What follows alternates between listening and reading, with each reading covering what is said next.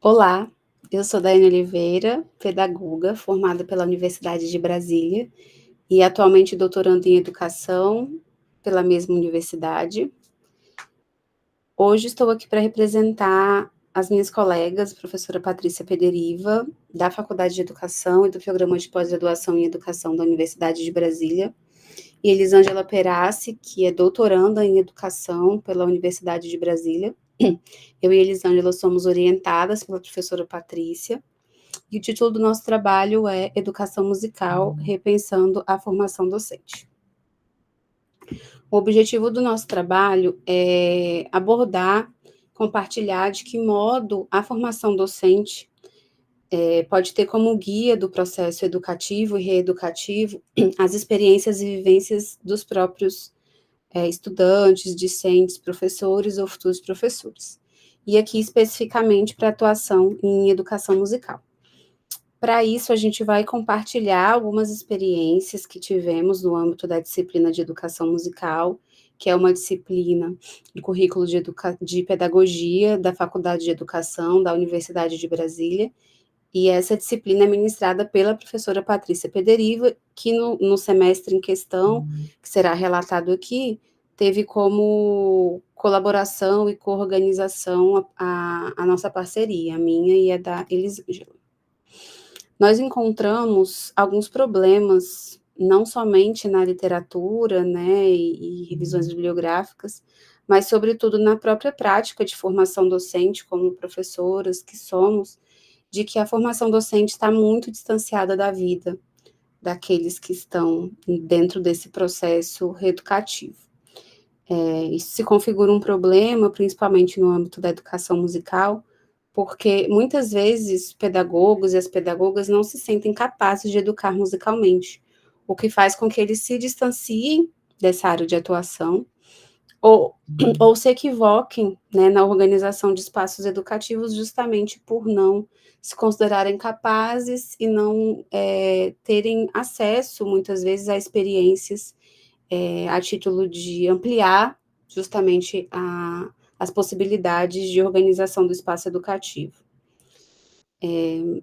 Antes de dar continuidade ao nosso objetivo e compartilhar as nossas experiências, é muito importante elucidar qual é a nossa base teórica. Nós temos como base teórica a teoria histórico-cultural de Lev Semyonovich Vygotsky, que é um autor bielorrusso, muito conhecido, muito debatido, muito usado, né, ali como base teórica, epistemológica na área da educação. E esse autor, né, acredita que nós, seres humanos, somos seres culturais, nosso desenvolvimento se dá a partir da relação com a cultura, não desprezando o biológico, mas compreendendo uma relação e unidade desse ser humano biológico-cultural, em que o cultural é o que potencializa o nosso desenvolvimento e modifica as nossas estruturas biológicas a partir da constituição de um novo sistema psíquico, a partir dessas transformações. Com isso, é muito importante dizer que o Vygotsky é um autor monista que compreende o nosso desenvolvimento a partir da unidade afeto-intelectiva, dessa unidade afeto-intelecto, ou seja, em toda atividade que envolve o intelecto, mesmo que ela tenha um peso maior no intelecto, há uma marca, né, e uma influência também no campo afetivo e vice-versa. Para o Vygotsky, a arte é a ferramenta das emoções, então o peso maior é no campo dos afetos, mas o Vygotsky não despreza, né, a influência da arte também no campo intelectivo, justamente por essa unidade afeto-intelecto. E aí faz-se necessário explicar um pouco esses dois conceitos, que é o conceito de experiência e de vivência. São conceitos diferentes para a nossa teoria. O conceito de experiência, Vygotsky define em 3 tipos, né, as experiências. São as experiências individuais, aquelas vividas diretamente por cada ser humano. As experiências sociais, que são aquelas compartilhadas por outras pessoas, e que a partir do momento que outra pessoa compartilha, passa a ser minha experiência social. E as experiências históricas, que são aquelas que todos nós possuímos ao nascermos, né, numa cultura, com outros seres humanos que já constituíram essa bagagem histórica e que passa a ser nossa também. O conceito de vivência, ele perpassa o conceito de experiência, só que o conceito de vivência, assim como eu falei do monismo, do Vygotsky, dessa constituição em unidade da nossa, tanto do biológico cultural quanto do nosso afeto intelecto, o Vygotsky também define vivência a partir de uma unidade, que é a unidade pessoa-meio, e aí esse conceito, para além da experiência que se tem, e as pessoas podem ter experiências semelhantes ao longo da vida, o conceito de vivência ele perpassa de que modo essa experiência me constitui enquanto ser humano, de que modo essa experiência constitui o meu desenvolvimento, o desenvolvimento da personalidade, o desenvolvimento do meu psiquismo, e aí isso vai ser singular para cada pessoa, diferente da experiência. Essa singularidade tanto é singular para cada pessoa, quanto é particular em cada momento da vida dessa pessoa. Então, esse conceito de vivência perpassa esse atravessamento entre as experiências e o modo como eu atribuo sentido a essas experiências. Dito isso, o Vygotsky, ele afirma que o professor, ele tem uma função que é ser o organizador do espaço educativo, e essa organização, para a teoria histórico-cultural, implica necessariamente ter como base do processo educativo as experiências que são a própria vida. Então, a gente não considera que a gente não pode distanciar a educação da vida, a educação é a própria vida. A educação não acontece só na escola, nem só nos espaços formais. No entanto, mesmo que sejam nesses espaços, os processos educativos precisam partir das experiências vividas pelas pessoas. E aí agora a gente vai partir para o nosso relato, compartilhando um pouco das nossas vivências na disciplina, em que, em primeira instância, primeiro momento, os estudantes chegam dizendo que eles não são seres musicais, eles negam a sua musicalidade, e eles não se sentem capazes de educar musicalmente. Nós acreditamos, a partir do trabalho da professora Patrícia Pederiva, com base no trabalho de Vygotsky, que todos nós somos seres musicais, porque a nossa musicalidade, ela tem base filogenética. Com isso, essa musicalidade precisa necessariamente ser considerada. No entanto, a gente também compreende que para essa musicalidade ser desenvolvida, é preciso o ser humano estar imerso na cultura e ter possibilidades e experiências para o desenvolvimento dessa musicalidade, que a gente sabe que não é o que costuma acontecer, sobretudo pelas pessoas acreditarem que a musicalidade ela é um dom e um talento para todos, que é o que a gente não acredita.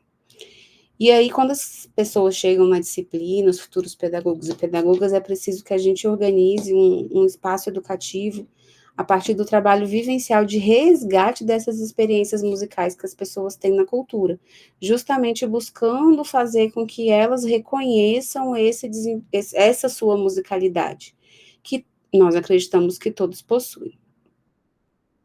E com essa aproximação dos estudantes com a sua musicalidade, a gente busca justamente nas suas vivências de que modo, né, eles atribuíram sentidos, quais emoções, quais afetos, quais desafetos, com as suas experiências individuais, sociais e históricas.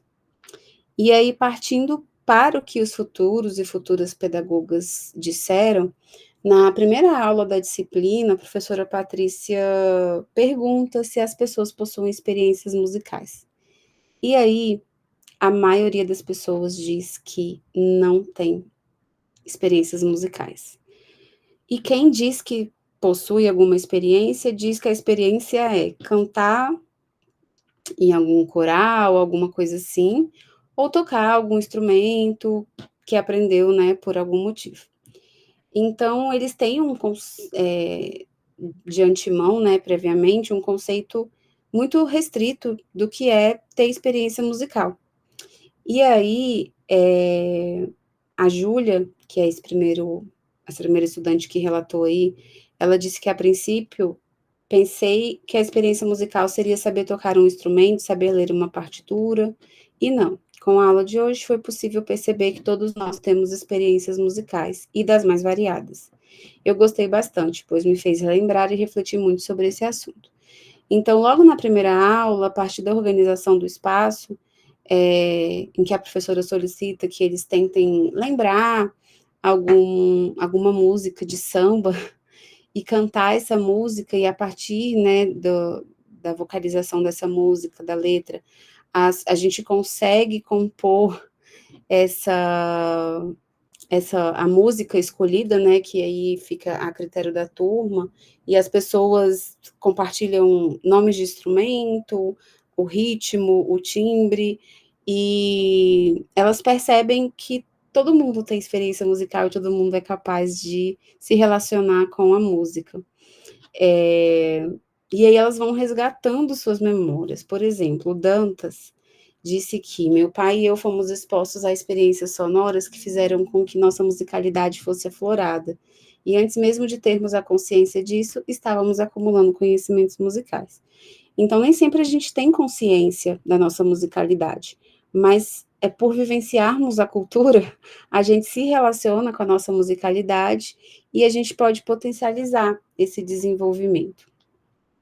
O Oliveira, que é o autor Anderson, ele escreveu um TCC com base nessa disciplina e ele disse que os sentimentos são o eixo para traçar a trajetória, né, do que ele buscava nesse TCC, e que o sentimento precisa ser a base, porque se não fizer sentido para ele, que foi o ensinamento que ele teve na disciplina, não teria motivação, né, para poder fazer o que quer que fosse. E aí eu acho que esse relato é importante porque demonstra justamente a essência do que a professora Patrícia busca na disciplina, que é, além de resgatar vivências e experiências, resgatar memórias, memórias, afetos e emoções sobre tudo isso, né?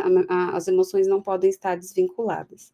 A Maria Esté, ela disse que ir além do tradicional, levando e ao mesmo tempo trazendo o que seu aluno já viveu, já percebe, já sente, para que o comportamento seja expandido, que assim como acho belo aprender, que outros também tenham essa oportunidade. Então, a Maria Esté demonstra que ela pretende levar adiante também esse modo de organização. A Giovana Campos, ela fez um desenho de um reencontro, que seria o reencontro dela com a sua própria musicalidade. E aí eu acho que isso demonstra a importância e a necessidade dessa organização do espaço de formação docente a partir das experiências e vivências das pessoas. Porque a partir desse reencontro, no caso aqui, com a própria musicalidade, as pessoas podem se sentir capazes de educar musicalmente. E aí a Viviane Borel, ela nos presenteou com esse poema, e aí justamente demonstrando a importância de pedagogos e pedagogas se reaproximarem da sua musicalidade, sentirem-se capazes de organizar espaços educativos para o desenvolvimento da musicalidade de outras pessoas. E ela finaliza esse poema, que não vou ler, mas deixo aqui para a leitura e também está no nosso texto, dizendo sobre a relação entre a pedagogia e a música, podendo proporcionar dentro das instituições experiências únicas. Então, parte das experiências, amplia as experiências e potencializa o desenvolvimento de toda e qualquer pessoa. E aí, as nossas últimas palavras é que é muito comum a gente estar distanciado da nossa musicalidade. Isso faz com que a gente não se sinta capaz de ser um professor, uma professora que organize espaços para o desenvolvimento dessa musicalidade. E quando a gente como nós organizamos o espaço educativo a partir da vivência e da experiência das pessoas, elas desenvolvem consciência sobre a sua musicalidade, se reencontra consigo mesmo, com a sua própria musicalidade, e a partir disso, a gente evidenciou a necessidade desse espaço educativo que não se distancia da vida. E, assim, é possível que esses futuros e futuras pedagogas organizem outros espaços educativos a partir das experiências, e isso se potencialize cada vez mais. Muito obrigada e estamos abertas a diálogo e disponíveis para eventuais dúvidas.